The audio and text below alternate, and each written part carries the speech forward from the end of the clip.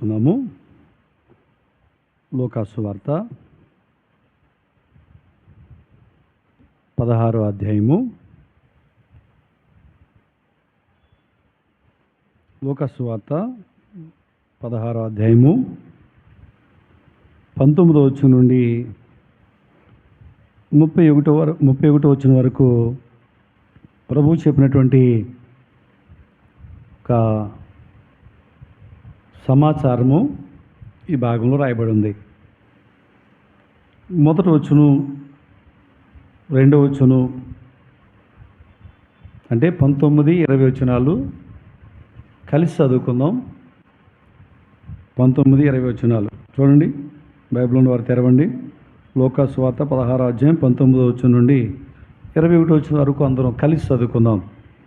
ధనవంతుడు ఒకడు ఉండెను. అతడు ఊదారంగు బట్టలను సన్నపు నార వస్త్రములు ధరించుకొని ప్రతిదినము బహుగా సుఖపడుచుండువాడు. లాజరు అను ఒక దరిద్రుడుండెను. వాడు కురుపులతో నిండిన వాడై ధనవంతుని ఇంట వాకిట పడి ఉండి అతని బల్ల మీద ఉండి పడు రొట్టె ముక్కలతో ఆకలి తీర్చుకున్న గోరెను. అంతేకాక కుక్కలు వచ్చి వాని కురుపులు నాకెను. యేసు ప్రభు శరీరధారిగా భూమి మీద సంచరించిన దినాల్లో పరలోక సువార్తను ఆయన ప్రకటిస్తూ వచ్చారు. అంతేకాదు జరగబోయే సంగతులు అనేకమైన విషయాలు ప్రజలు తెలియచేస్తూ వచ్చారు. పరలోకం ఎలా ఉంటుందో, నరకం ఎలా ఉంటుందో భూమి మీద జీవించే మానవుడికి తెలియదు. అందుకనే ఎవరికి తోచినట్లుగా వాళ్ళు జీవిస్తూ ఉన్నారు. యేసు ప్రభు చిన్ని చిన్ని కథలుగా, ఉపమానాలుగా పరలోక రాజ్య సంబంధమైన విషయాలన్నీ కూడా మనం గ్రహించుకోవాలని భూలోకంలో ఉన్న సంగతులతో ముడిపెట్టి ఆయన అనేకమైన ఉపమానాలు చెబుతూ ఆయన వచ్చారు. ఇక్కడ ఏం చెప్పారు ఆయన అంటే, ఒక ధనవంతుడు భూమి మీద ఉన్నాడని, అదే సమయంలో ఒక దరిద్రుడు కూడా ఉన్నాడని, అతని పేరు లాజరు అని చెప్పి అక్కడ రాయబడినట్లుగా మనం చూస్తూ ఉన్నాం. ధనవంతుడేమో ఊదరంగు వస్త్రాలు ధరించుకుని బహుగా సుఖపడుతున్నాడు. ఈ లాజరేమో తనకున్న పేదరికాన్ని బట్టి ఈ ధనవంతుడు వాకిటి మీద, అంటే ధనవంతుడి యొక్క డైనింగ్ టేబుల్ మీద ఉన్నటువంటి తినగా మిగిలిన ఆహార పదార్థాలను తీసుకు ఎగబడతారు. పెంట మీద పడేస్తే, వాకిటి ఉన్న పెంట మీద పడేస్తే అక్కడికి వచ్చి వాటిని తింటూ తను బ్రతికినటువంటి వ్యక్తి. అంతేకాదు తనకున్నది ఏంటంటే అంటే చెప్తాడు. ఏమండి చూడండి 21వ వచనంలో, అంతేకాక కుక్కలు వచ్చి వాని కురుపులు, వాడు పేదవాడు, రెండోది ఒంటి నిండా కురుపులతో ఉన్నాడు. అంత భయంకరంగా తన జీవితాన్ని గడుపుతున్నాడు. అయితే ఒక రోజున ఈ దరిద్రుడు చనిపోయాడు. దేవదూతల చేత కొనుపబడి అబ్రహాము యొక్క చెంతన అతను చేరాడు. తర్వాత ధనవంతుడు కూడా చనిపోయాడు, కానీ అతను పాతిపెట్టారని మాత్రమే చెప్తా ఉన్నారు. ఆ తర్వాత జరిగిన సంగతి ఏంటయ్యా అంటే మానవ జీవితం మరణంతో సమాప్తం కాదు, మరణం తర్వాత అసలైన జీవితం ఉందని తెలియపరచడానికి ప్రభు ఈ సంగతులు చెప్తూ వచ్చారు. మరణం మానవ జీవితానికి సమాప్తం కాదు. సరే ఏం చెప్తా ఉన్నారంటే, చనిపోయిన తర్వాత ఏమో లాజరేమో అబ్రహాము చెంత చేరాడు. అబ్రహాము రూమును ఆనుకుని ఉన్నాడు. అంటే అబ్రహాం ఏమో పరదేశంలో ఉన్నాడు. ఇప్పుడు లాజరు కూడా పరదేశకు వెళ్ళాడు. అయితే ఇప్పుడు ధనవంతుడు చనిపోయాడు కదా, ఈ ధనవంతుడు ఎక్కడికి వెళ్ళాడు?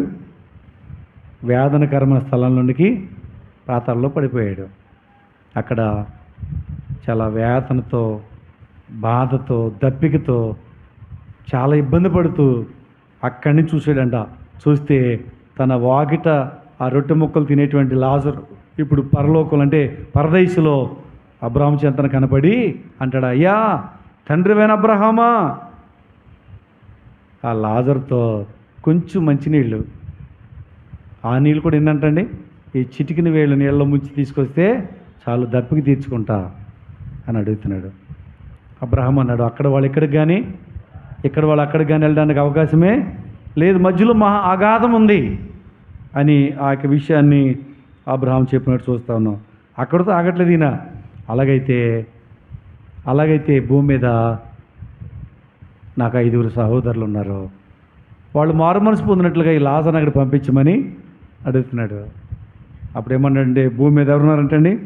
మోషేయు ప్రవక్తులను. వాళ్ళు చెప్పిన మాటలు మరి వినకపోతే ఒకరి మృతులోంచి లేచినా సరే అండి అక్కడికి ఎవరు నమ్మరయ్యా అని చెప్పాడనమాట. భూమి మీద ప్రవక్తలు చెప్పిన మాటలు నమ్మాలి. ప్రవక్తలు అందుకే పెట్టాను, మోషేని పెట్టాను, ప్రవక్తలను పెట్టాను.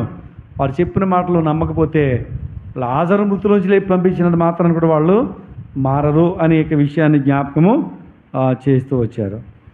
సరే, ఇక్కడ మనం నేర్చుకోవాల్సింది ఏంటంటే 3 విషయాలు మీకు జ్ఞాపకం చేస్తాను. ఒకటి, ఈ ధనవంతుడికి లాజరుకున్నటువంటి వ్యత్యాసం. రెండోది, పాతాళానికి అంటే వేదనకరమైన స్థలమైన నరకానికి పరలోకానికి ఉన్నటువంటి వ్యత్యాసం. మూడోది, పాతాళానికి ఎవరు వెళ్తారు, పరలోకానికి ఎవరు వెళ్తారు, అది కూడా ఈ 3 విషయాలు మనం ఈ యొక్క భాగంలోంచి ధ్యానం చేసుకుందాం. చాలా ఆసక్తిగా శ్రద్ధగా వినవలసిందిగా ప్రభు పేట మీకు మనం చేస్తూ ఉన్నాను. చూడండి, ఒకసారి మనం చూస్తూ ఉంటే ఈ లాజరు చనిపోయినప్పుడు ఎవరు తీసుకెళ్ళి ఉంటారు? పేదవాడు, ఇల్లే లేదు, పెంట మీద ఉండేటువంటి వాకిట పడినటువంటి రొట్టె మొక్కలు తినేటువంటి వ్యక్తి ఎవరు తీసుకెళ్తారు? ఇప్పుడు రోడ్డు మీద అనాథ శవం పడిపోయింది అనుకోండి, చివరాఖరికి ఎవరు తీసుకెళ్ళాలి దాన్ని? మున్సిపాలిటీ వారే బండ్లేసి లాక్కుపోతారు, అంతే కదా. కాబట్టి ఇక్కడ చూస్తున్నాం, అతని యొక్క చివరి సమయం అతన్ని పూడ్చిపెట్టారో లేకపోతే ఎలా చేశారో, ఎంత ఘనంగా చేశారో అనేది లేదు. ఎందుకంటే అతనికి ఎవరు అక్కడ లేరు. కానీ తన ఆత్మకు దేవదూతలు చేశారటండి, తీసుకెళ్లారు. ఒక క్రైస్తవ విశ్వాసం ఉండే గొప్ప నిరీక్షణ ఏంటంటే, ఈ లోకంలో ఏమున్నా లేకపోయినా ప్రభువును కలిగి ఉంటే దేవుని దూతలు వచ్చి పరలోకానికి తీసుకువెళ్తారు. ఎంత భాగ్యం అండి ఇది. ధనవంతుడు చనిపోయాడు కదా, అతన్ని పాతిపెట్టారంట. ఎలా పాతిపెట్టి ఉంటారు? సాధారణ ధనవంతుని తీసుకెళ్ళి లాజర్లాగా పాతిపెడతారా? ఎలా తీసుకెళ్తారు ధనవంతునండి? తపాసులు పేలుస్తారు. ఇంకా ఇప్పుడు సామాన్యంగా ఒక వ్యక్తి ఎవరో ఒక యవనస్తుడో లేకపోతే కొంచెం పేరున్న వ్యక్తి చనిపోతేనే పెద్ద ర్యాలీ చేస్తున్నారు. కార్లు, బైకులు ర్యాలీ, ఏమండి అంబులెన్స్కి ఏమో డెకరేషను చేస్తున్నారు లేదా? చేస్తున్నారు. ఒక విలువైనటువంటి వ్యక్తి, ఒక పెద్ద స్థాయిలో వ్యక్తి చనిపోతే ఇంకా డెకరేషన్ చేసి ఒక పెద్ద రథం మీద ఊరేగిస్తారు. ఇదంతా ఎక్కడ తీసుకెళ్తారు? ఇంత ఊరేగింపు అంతా ఎక్కడికి వెళ్ళద్ది? శ్మశానానికే. ఈ ధనవంతుడు ఊరేగింపు కూడా శ్మశానానికే. కానీ అతని యొక్క ఆత్మ వేదనకరమ స్థలంలో పడిపోయింది. సరే, ఇప్పుడు వీళ్ళిద్దరికి ఉన్నటువంటి వ్యత్యాసం చూద్దాం అన్నాం కదా. వ్యత్యాసంగా మొట్టమొదటి మనం చూస్తే ధనవంతుని పేరు బైబిల్లో రాసలేదు. ఉందండి? చదివి చెప్తారా? ఉందా? ధనవంతుడు ఒకడు ఉండేను అని రాయబడింది, కానీ అతని పేరు మాత్రం రాయబడలే. కానీ ఎవరి పేరు రాశారు? ఏమండి? లాజరు పేరు రాశారు.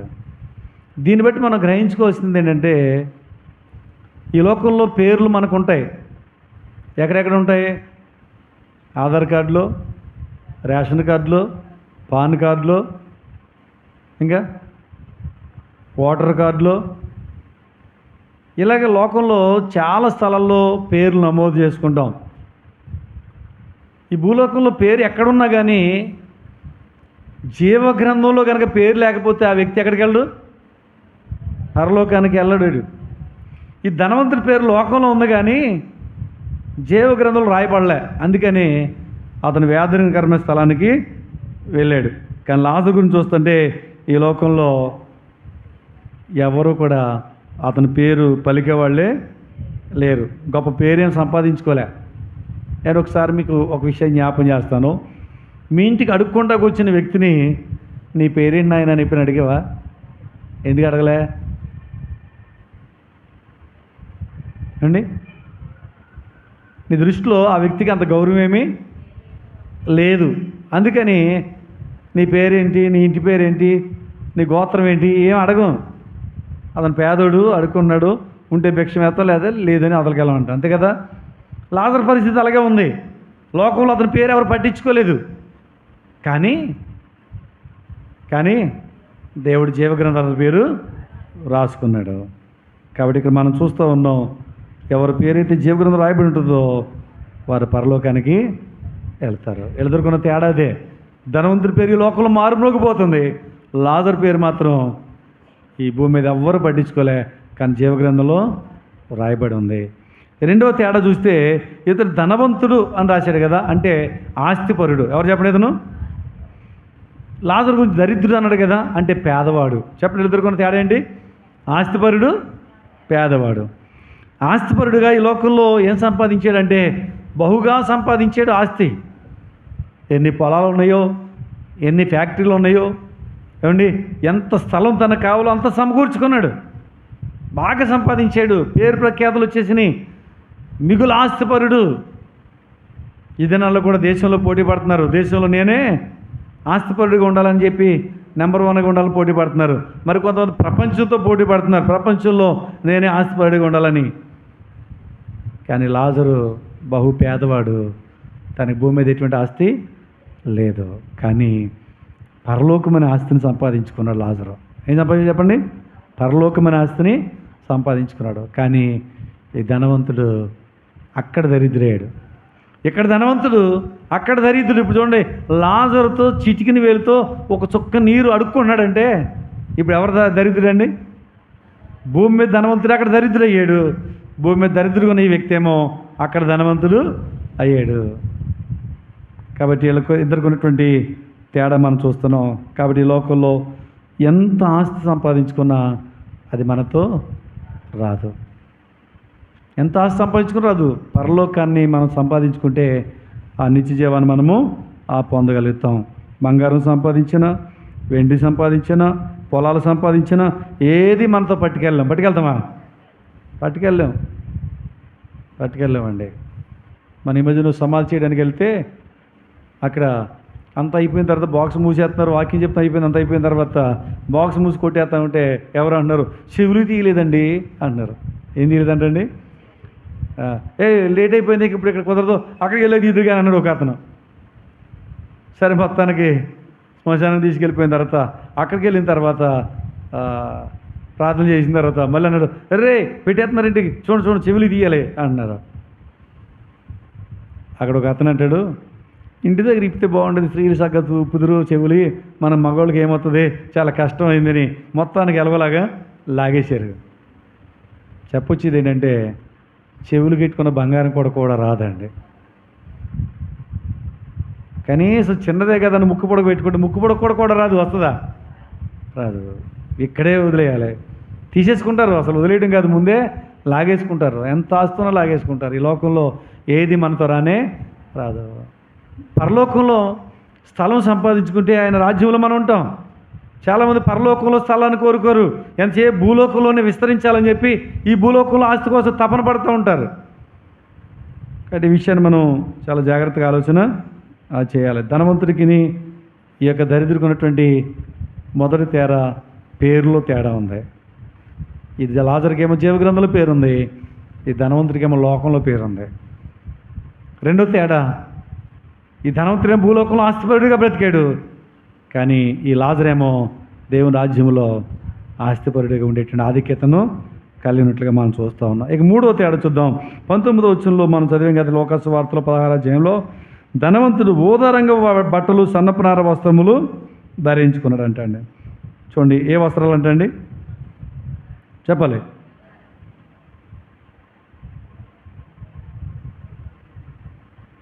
ఏ వస్త్రాలు? ఊదరంగ వస్త్రాలు, సన్నపనార వస్త్రాలు. లాజర్కి ఏం వస్త్రాలు ఉన్నాయి? ఉన్నాయంటారు ఏమన్నా? తన జీవితంలో సరైన వస్త్రాలే లేకుండా తను బతుకుతూ వచ్చాడు. అయితే మంచి బట్టలు కట్టుకున్నాడు, కానీ భూమి మీద రక్షణ అనే వస్త్రాలు మాత్రం తాను సంపాదించుకోలేదు. లాజరుకు సరైన వస్త్రాలు లేవు, కానీ రక్షణ అనే వస్త్రాలు, నీతి వస్త్రాలు, ప్రశస్త వస్త్రము, పెండ్లి వస్త్రము, బైబిల్ ఏదైతే చెప్తుందో అలాంటి మహిమ వస్త్రాలు తాను సంపాదించుకున్నాడు. అందుకొరకే ఈ లాజరేమో పరలోకంలో అంటే నిత్యత్వంలో తను ఉండేటువంటి భాగ్యాన్ని పొందాడు. ఈ యొక్క ధనవంతుడేమో ఎక్కడికి వెళ్ళిపోయాడండి? వేదనకరమైన స్థలానికి వెళ్ళిపోయాడు. కాబట్టి మనం చూస్తూ ఉన్నాం, మరి వస్త్రాల్లో వీళ్ళిద్దరికి తేడా ఉన్నట్టు ఇక్కడ మనం చూస్తూ ఉన్నాం. ఈ వస్త్రాలు అంత ముఖ్యమా అంటే సరే ఆలోచన చేయండి. సాధారణంగా కొన్ని ఫంక్షన్లకు వెళ్ళాలంటే ఒక సామాన్యమైన వస్త్రాలతో రానివ్వరు. బైబిల్లోనే చూస్తూ ఉంటాం, పెండ్లి వస్త్రం లేకుండా విందుకి ఎలా వచ్చావు అని అడుగుతాడు. డ్రెస్ కోడ్ ఉంటుంది. అంటే అర్హత కలిగినటువంటి వస్త్రాలు ఉండాలి.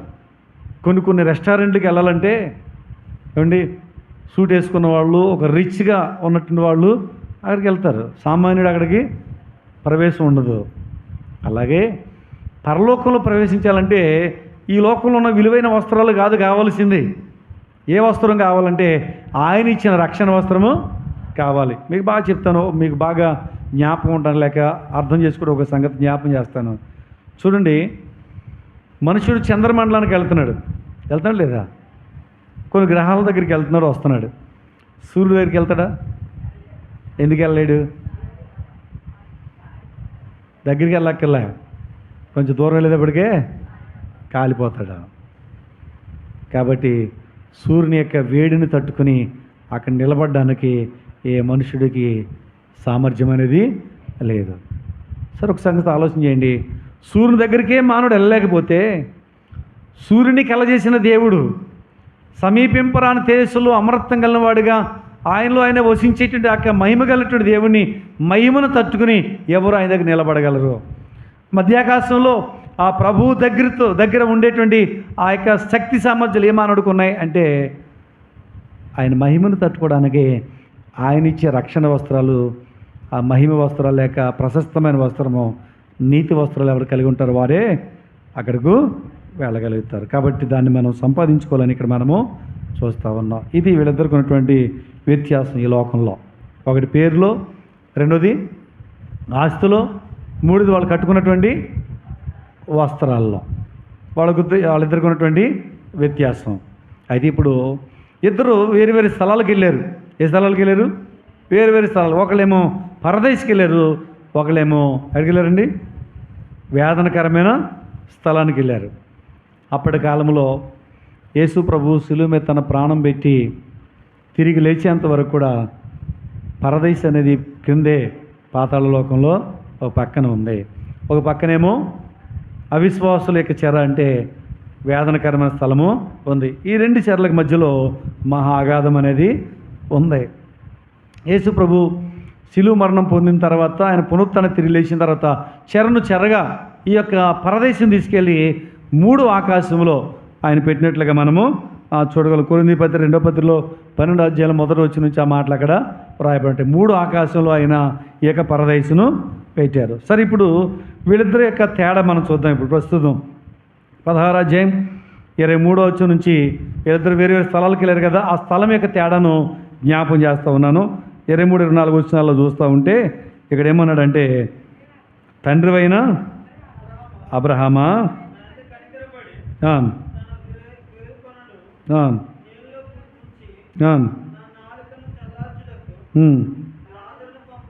లాజరును పంపుము, నేను ఈ అగ్ని జ్వాలలో యాతన పడుచున్నాను. సార్ ఆలోచన చేయండి. ఏమండి,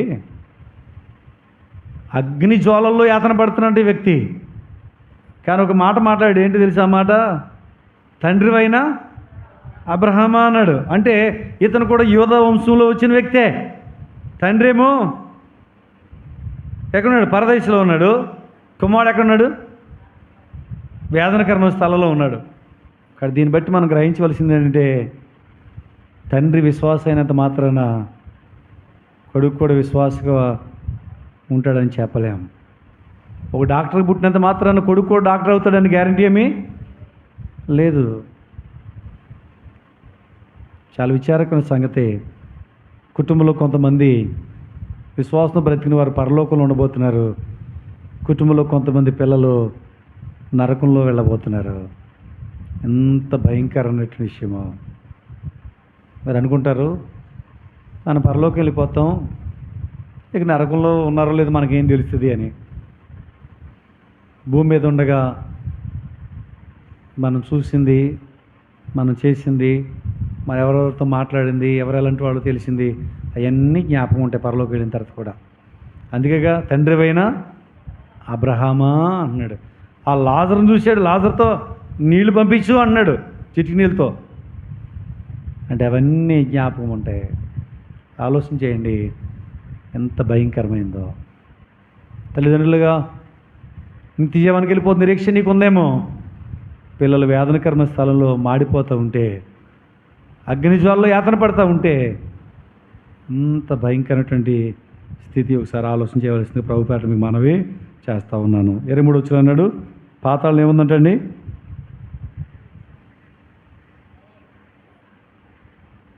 చదివారు కదా 24, 23. అవును, అగ్నిజ్వాలలో యాతన పడుచున్నానని కేకలు వేసి చెప్పాను. దానికన్నా ముందు ఒక మాట మీకు జ్ఞాపకం చేసి 23 వచ్చంలో, అప్పుడు అతడు పాతాళంలో బాధపడుచు. ఇప్పుడు వేదనకర్మ స్థలంలో బాధపడుతున్నాడంట. ఎవరు చెప్పండి, ఎవరంటండి? ఈ ధనవంతుడు. కానీ లాజరు ఇప్పుడు బాధపడుతున్నాడా? నెమ్మది పొందుతున్నాడు అక్కడ. బాగా గ్రహించండి. అంటే పాతాళంలో ఏముంటుందంటే బాధ ఉంటుంది, తట్టుకోలేని బాధ, అసలు అది ఎప్పటికీ పోనటువంటి బాధ, భయంకరమైంది. చాలా పర్యాలు వాక్యం నిర్లక్ష్యం చేస్తూ ఉన్నాం, ఇష్టానుసారంగా జీవిస్తూ ఉన్నాం, ఏంటో బ్రతుకు ఆలోచన లేకుండా బ్రతుకుతూ ఉన్నాం. ఒక భయంకరమైన దినం రాబోతుంది. నరకంలో పడిపోతే ఎప్పటికీ బాధే. ఇక బాధ నుంచి ఇడిపించేటువంటి నాదుడు అక్కడ ఉండనే లేడు. పాతాళంలో ఏముంది చెప్పండి? బాధ ఉంది. ఇక బాధలు తట్టుకోలేము, బాధల నుంచి విడుదల అనేది లేదు. అంత భయంకరమైంది ఆ యొక్క పాతాళం అనేటువంటి స్థలం చూస్తూ ఉన్నాం. బాధలు ఉంటాయంట. ఇంకా ఎంత బాధ ఉంటుందంటే, ఓ పక్కన కాలుతూ ఉండే బాధ అయితే మరో పక్కన ఏమంటారంటే, అరే ఇన్నిసార్లు వాక్యం ద్వారా చెప్తూ ఉంటే దేవుడి మాటలు ఎన్నుకోండి అనేసాను, నిర్లక్ష్యం చేశానే, ఆ రోజు అంగీకరించుంటే ఎంత బాగుండేది. అక్కడికి వెళ్ళాక నెత్తునూరు కొట్టుకుంటారు, ఉపయోగం చెప్పండి.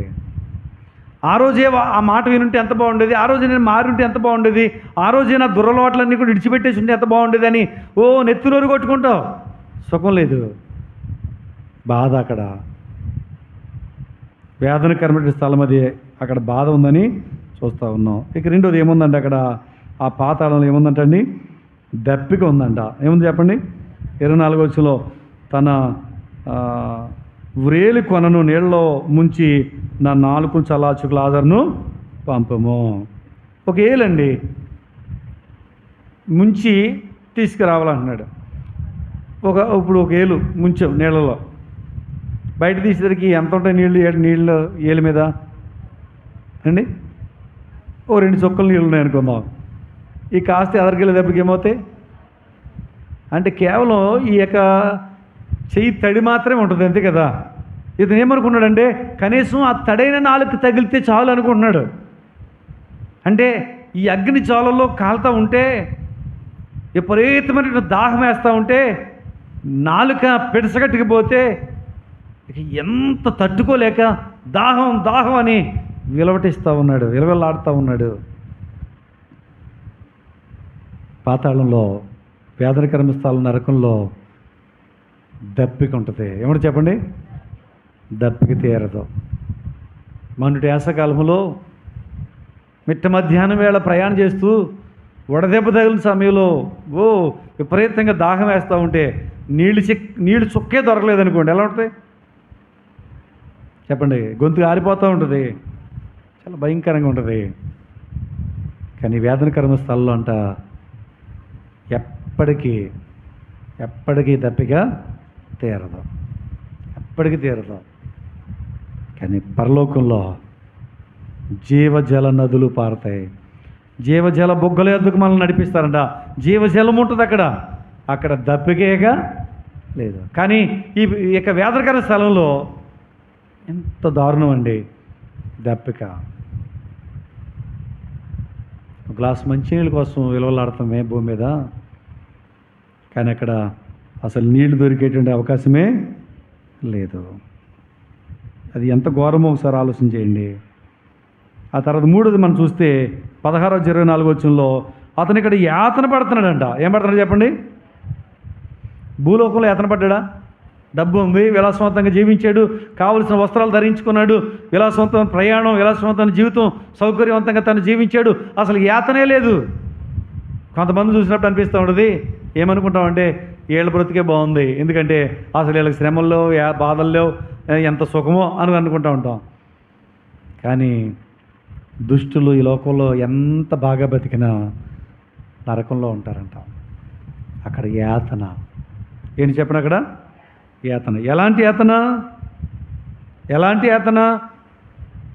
అన్ని రకాల యాతనలు అక్కడే ఉంటాయి, అన్ని రకాల బాధలు అక్కడే ఉంటాయి.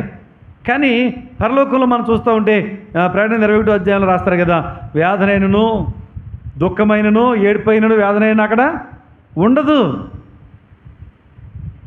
దానికి ఎంత వ్యత్యాసం చూడండి. అక్కడ ఒకసారి ఆలోచన చేద్దాం. ప్రయాణం ఎటువైపు సాగిస్తూ ఉన్నావు? పాతాళలోకానికంటే వేదనకరమైన స్థలానికి, నరకానికి, పరలోకానికి ఎంత తేడా ఉందో ఇక్కడ మనం గ్రహించవలసిన వారంగా ఉంటా ఉన్నాం. ఇక 4వది మనం చూస్తే మత్తయి సువార్త 13-42 ఆ యొక్క నరకాన్ని గురించి రాస్తూ అక్కడ ఏడుపును పండ్లు కొరుకుట అక్కడ ఉండును అన్నాడు. ఏమంటుందంటండి? ఏడుపు పండు కొరుకుతాం. ఏడుపు ఎంత భయంకరమైందంటే, ఒక ఇంట్లో చంటిబిడ్డ ఏడుస్తూ ఉన్నాడు అనుకోండి, ఆ రాత్రి ఎవరు పడుకోగలుగుతారు? ఇంట్లో ఉన్న వాళ్ళు పడుకోలేరు. బెడ్కి ఏం బాధ వచ్చిందో తెలియదు, హాస్పిటల్ తీసుకెళ్ళి ఏడుస్తూనే ఉంటారు. ఒక వీధిలో ఎవరైనా మరణించి ఏడుస్తూ ఉన్నారు అనుకోండి, అది కూడా చాలా భయంకరంగా ఉంటుంది రోదన. కానీ ఒకే సమయంలో ఊరంతా కూడా ఏడుస్తూ ఉంటే ఎలా ఉంటుంది ఏమండి? చాలా భయంకరంగా ఉంటుంది. తుళ్ళిపడి లేచి అద్దరెత్తరు, ఏంటి ఊరంతా ఏడుస్తున్నారని చెప్పి ఏమైపోయిందని భయపడుతూ ఉంటాం. ఏడుపు చాలా భయంకరంగా ఉంటుంది. కానీ నరకంలోనంట ఏడుపు యుగాలు ఉంటుంది, 24 గంటలు ఉంటుంది, దాని బ్రేక్ లేదు. ఏడుస్తూనే ఉంటారట. అసలు ఏడుపుకి విరామే ఉండదు. అంత భయంకరమైనది ఈ యొక్క వేదనకరమైన స్థలం. ఆ స్థలంలో ఏ మనుషుడు పడకూడదని దేవుడు కోరుతున్నాడు. కానీ మనుషులు అటే ప్రయాణము చేస్తూ ఉన్నారు.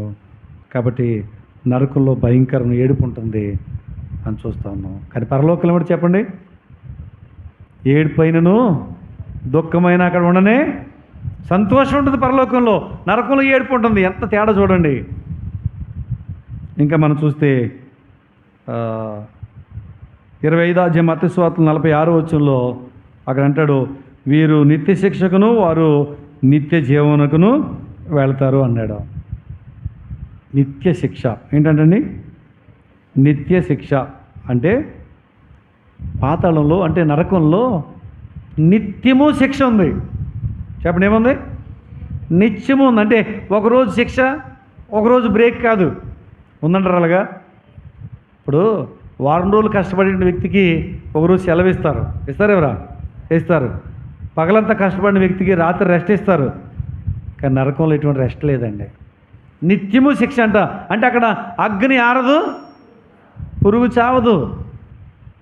యెషయా గ్రంథంలో రాస్తారు కదా మాట, 66-24 అగ్ని ఆరదు, పురుగు చావదు.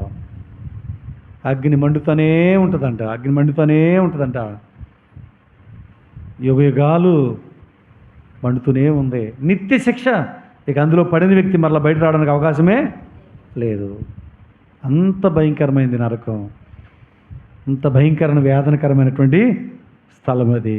కాబట్టి అక్కడ ఏ మానవుడు కూడా పడిపోకూడదని చూస్తున్నాం. అన్నాడు అగ్ని గంధకములు అన్నాడు. భయంకరమైనటువంటి ఆ గంధకములతో అది మండుతూనే ఉంటుంది. ఎక్కడుంది ఇంతకీ ఈ పాతాళము? అంటే సామెత గ్రంథంలో 15:24 క్రిందనున్న పాతాళమును తప్పించుకుని అని రాస్తుంది. అంటే బుద్ధిమంతుడంట క్రిందనున్న పాతాళం తప్పించడానికి పరనపు జీవ మార్గాన్ని వెతంట. అంటే ఈ యొక్క పాతాళం భూమి క్రింద ఉంది. ఎక్కడ చెప్పండి? భూమి క్రింద ఉంది. అది ఎంతో భయంకరమైంది అని చూస్తూ ఉన్నాం. అయితే పరదేశ్ ఏమో ఇప్పుడు ఎక్కడుందండి? 3 ఆకాశంలో ఉంది. కాబట్టి మనం చూస్తూ ఉన్నాం నరకం ఎంత భయంకరమైందో చూస్తూ ఉన్నాం. అయితే ఇప్పుడు పరలోకం ఎంత శ్రేష్టమైందో జ్ఞాపకం చేస్తాను. లాజరు గురించి అంటాడు, నువ్వు అక్కడ బహుగా సుఖపడ్డావు, లాజరు ఇక్కడ ఏం పొందుతున్నాడండి? నెమ్మదిని పొందుతున్నాడు. అంటే పరలోకంలో ఏమని చెప్పండి? నెమ్మది ఉంది. భూమి మీద ఒకవేళ నెమ్మది లేకుండా బ్రతుకుతున్నావా? ఎక్కడ చూసేసారు లోకంలో, ఎక్కడ చూసేసారే భూమి మీద మానవుడికి నెమ్మదే లేదు. కానీ పరలోకంలో మానవుడికి ఏమని చెప్పండి? ఎంతో నెమ్మది అనేది ఉంది.